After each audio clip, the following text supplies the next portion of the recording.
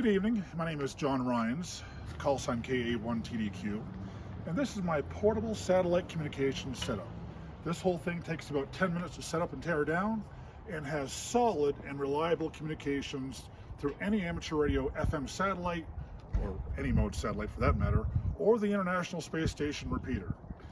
Now, the key components to this system are the turret mount H-frame, which just simply comes apart, okay, and folds up into the back of the car. A bike handle, which I use for azimuth changes, and I can tell which angle I'm pointing at by a digital inclinometer here, magnetically mounted onto the arm itself. The other part of this system is you got to know where to point. So there's an app that you simply download if you wouldn't mind focusing on this app right here. This shows you the satellite you're pointing at and has a built-in compass feature so you know where to point. So wherever you're pointing in the sky, this is dead nuts on for the space object you're aiming at. The other part of the system is the radio. I use the ICOM 705. It's an awesome radio for satellite operations as well as HF. And I'll explain to you how I set that up.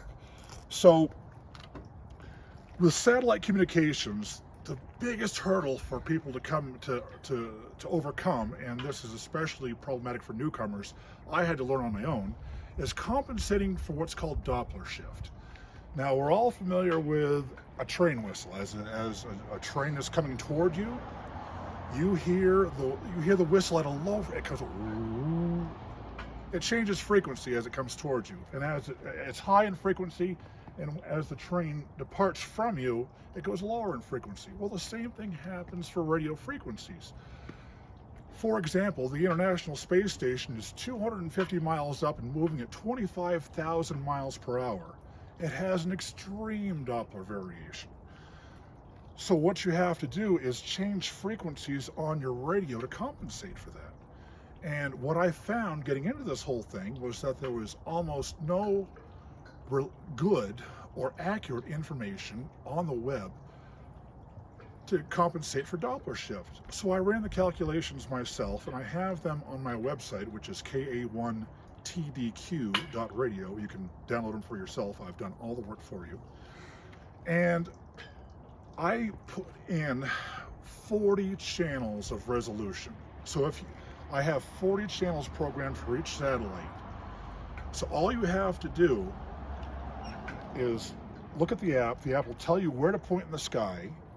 On the ICOM 705, you look on your spectrum scope for the carrier from the satellite. Once you find that carrier, you just move your memory frequency onto it, and you can see the Doppler shift because the carrier will move on the spectrum display. All you simply need to do is rotate the knob to follow that carrier. It's as simple as that. And the resolution is great enough, is fine-tuned enough to compensate for any Doppler shift. So some people will say, and let me just go into this, that they mean well, but it's not accurate. They'll say, put your uplink frequency, which is usually 2 meters, on a fixed frequency. And that will work, but it's not really good enough. For low horizon operation, it's not good enough. So I have calculations for both uplink and downlink frequencies on my website. The other thing you have to do with satellite operation is polarization diversity. These satellites are spinning, and as they spin, the way your antennas are polarized will change, and the signal will go up and down. So what you have to do is have either circular polarization, like I have for the 70 centimeter downlink, and or phased Yagis at 90 degrees separation, which I've done here, and it works extremely well. And let me tell you, in practical operation, you can tell the guys who have a quality setup because you can hear their signal very well, and they can hear you very well, which they can with me. So the guys who are using arrow antennas, you can tell those guys in a second because you can barely copy them. They're in and out of the satellite, they're in and out of the space station. 9 times out of 10, I don't even try to reply to them because I probably can't copy them. You need a quality, reliable setup just like this. And this really was simple with mostly Home Depot parts and an ICOM 705 and a little bit of calculation. So in a few minutes here, I'm gonna actually talk through SO-50 SaudiSat, which is literally a satellite no bigger than this.